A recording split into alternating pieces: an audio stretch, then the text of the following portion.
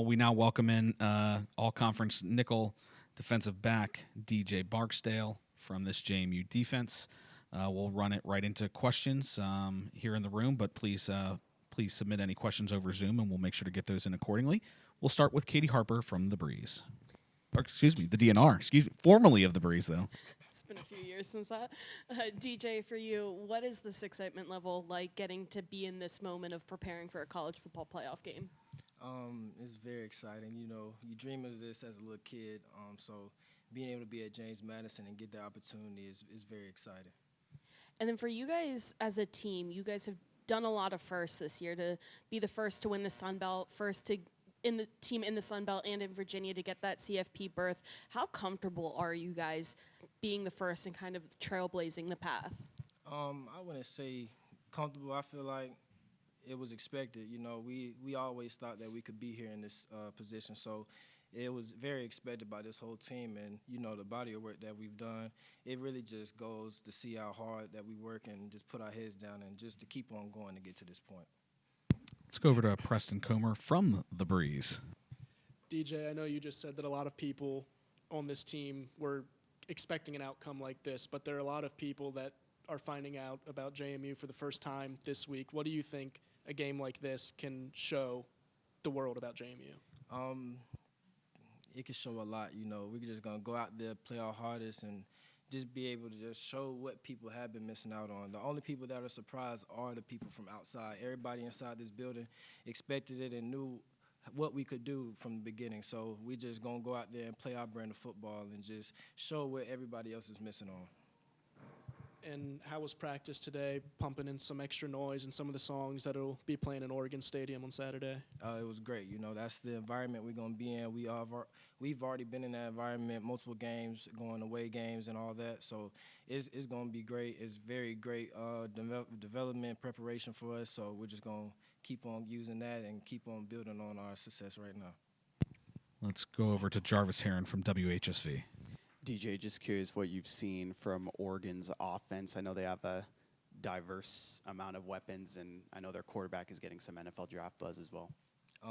Seeing a lot of good things. You know, they're a very good team, but we're not going to go out there and change anything that we're going to do. We're just going to go out there, play our brand of football. We're still going to get after the offense, and, yeah, they're a very good team, but I feel like we got some very good players on our side of the ball too. DJ, we got a few questions from Zoom, and you feel free to just look out this way because you're looking basically at the camera where they're at. First comes from Mike Barber from the Associated Press. What makes this defense so effective on third down? What makes this defense so effective?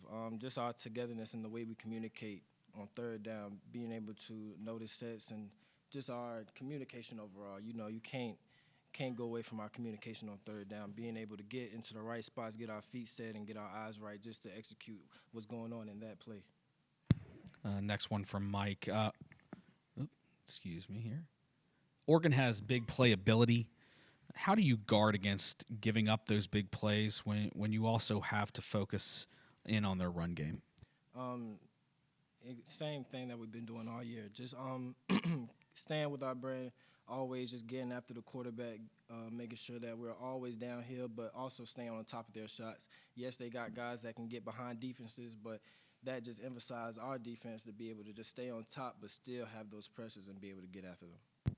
Going back a little bit, the night after the Sun Belt Championship win, did you watch the ACC Championship game? And if so, what was that roller coaster like? And that question comes from David Teal from the Daily Press. I think everybody was watching that ACC game, so it was a lot of emotion going in, knowing what could be the outcome and what the outcome was. So it was a lot of excitement, but also like we got to prepare. Now it's time to go ahead and get down on the ground, make sure we getting our film study in, making sure we know what we're going at, what we're trying to do, and what we're trying to go towards. Next question comes from our very own Kurt Dudley. It's a CFP preparation. Is there anything different about this prep compared to that of the Sun Belt Championship which was also on a short week? I don't feel like anything is different. I feel like we prepare for every single football game like it is our last game playing or it is a championship game every single game. So I feel like our preparation is going to be the same from week one when we was preparing for Weber State. We're just going to prepare like everybody, like it was everything, you know what I'm saying? So we're preparing like week one all the way up to now. Let's go back to questions in the room. Back to Katie Harper. Coach Hitch mentioned a few times you guys playing with a chip on your shoulder pretty much often throughout the season. How much do you guys like having that mentality when you go on the field? In football, you have to have that mentality, and Coach Hitch does a great job pushing that emphasis on us, and we carry that everywhere we go. Every single play, every single game, every single practice, every single rep that we take, we carry that chip on our shoulder.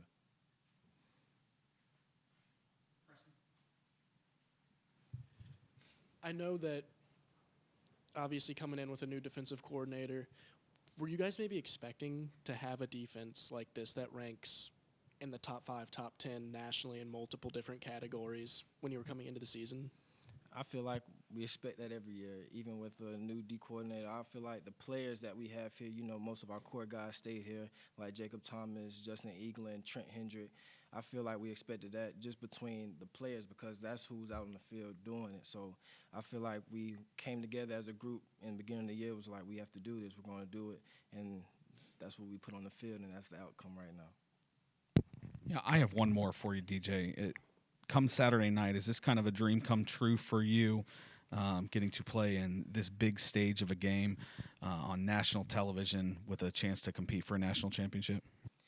Yes, you could say it's a dream come true. You know, every college football player once has aspirations to play on a stage like this, and just to be able to be in a position like this, it is kind of a dream come true. But, you know, now that I'm in this position, I feel like it's just like every single other football game that I've played in my whole life. Joined by defensive end, all-conference defender Aiden Gobaira. We will start with questions in the room, but if you have any questions, please get them in over Zoom. We'll start with Katie Harper from the DNR. Aiden, for you, after kind of what you've been through in the early portion of your college career, what's it like to be in this moment now where you are preparing to play in the college football playoff? Yeah, I mean, it feels great, obviously, from the not playing, being injured, having the medical, and then now being able to have this opportunity. It's great. How much do you guys kind of like being viewed as an underdog from some of these people that haven't sat down and watched a JMU football game this year? Yeah, I mean, I love it. They aren't in the program. They don't know what work we put into every game. So love the noise, but we know that all we need is whoever's in this facility. Preston Comer from the Breeze. Aiden, on film, what are you kind of seeing from Oregon's offensive line, especially in their pass blocking at this point? Yeah, I mean, they're obviously very big, very fast, pretty athletic. But, you know, as long as we play our brand of football, I think we can take advantage of what we've been able to do all year. We're not going to change too much. We're going to play our brand, play fast, play physical. And when you reflect on the entire season, what do you think it is about this team or these coaches, or whether it's Coach Hitchler or his scheme, that helped you get to this point in your career and have this successful season? Yeah, I mean, I feel like it's everybody in here, all the guys, obviously Coach Hitchler with a great defensive scheme, Coach Chesney motivating us and keeping us locked in, but my teammates right now, we've become really close. Like, we're a really tight group who wants to succeed. Like, we all want to reach our highest potential, and if we all want to reach our highest potential, like, we're going to help each other get there. Let's go over to Jarvis Heron from WHSV. Aiden, their offensive line, they've played really, really good, and I know Coach Chesney was talking about them yesterday in just terms of their cohesiveness and continuities. What have you seen from Oregon's offensive line as you've started preparing for them? Yeah, they get off the ball. They're very physical, wide guys. But there's been a couple games that we've watched on tape where people have been able to take advantage of certain things, and we've been watching those games, taking notes, and, you know, replicating it into our game. So, feeling good. While we wait to see if there's any questions on Zoom for you, Aiden, I have one. Last year, with just being medically DQ'd, you had to watch from afar as the school you went to and committed to was able to make a deep run in that college football playoff. So now, looking a year later, you get your opportunity to play. What does it mean to you to now you get your chance to do what you were unfortunately unable to do with your teammates there last year? Yeah, obviously that's a crazy story, crazy flip around. But right now in the moment, I mean, I'm focused on Oregon. Like, after this runs over, after we get as far as we can go and win that natty, then it's probably going to be a time for me to reflect and be like, wow, it's pretty amazing that this was able to happen. But, it's expected. Like, every time we try and compete as athletes, like, we expect to reach the highest level. And we expect to make the playoffs every year. Like, you just got to compete for it. So just blessed to be here. What have you learned about yourself through that process and now coming here to JMU and playing now to the level you are? What have you learned about yourself? Yeah, about myself, I think that I've been able to work pretty hard.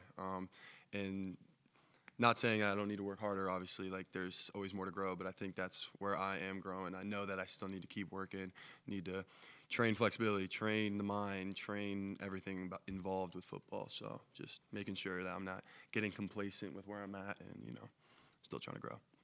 Playing a part of this defense, such a tenacious group, how neat is that and fun has that been for you to come into just really a loaded defensive line room and just a defense that's one of the tops in the country this year? It's great. Obviously, great situation right now. We've had a lot of great players do a lot of great things.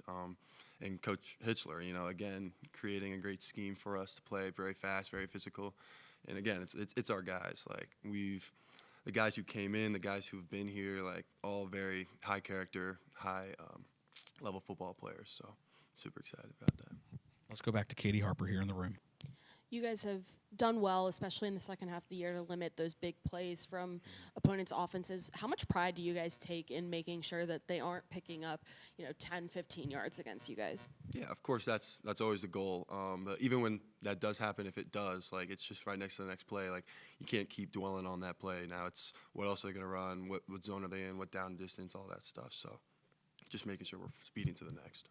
What's it been like watching a young defensive end like Sayer really step up and continue to grow and cap it with what was a really, really good appearance in the championship game? Yeah, I mean, he's going to be playing for a while. Like, he's a great player, really young, super smart and educational. Like, he's trying to learn. He's still trying to get better always, even with a great performance that he had. And it's really great to see. I'm excited to see him play for a while.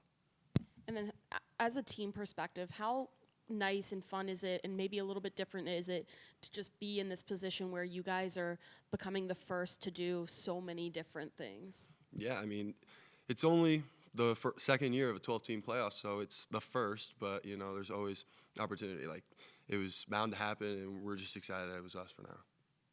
How prideful are you being from Virginia to be part of history as the first team from Virginia to make this 12-team field? I mean, again, like, it's obviously a great feeling, but at the very moment we're being Oregon. Like, after this runs over and after we raise that trophy up, then it's going to be a moment of reflection, being like, wow, this is a pretty special moment.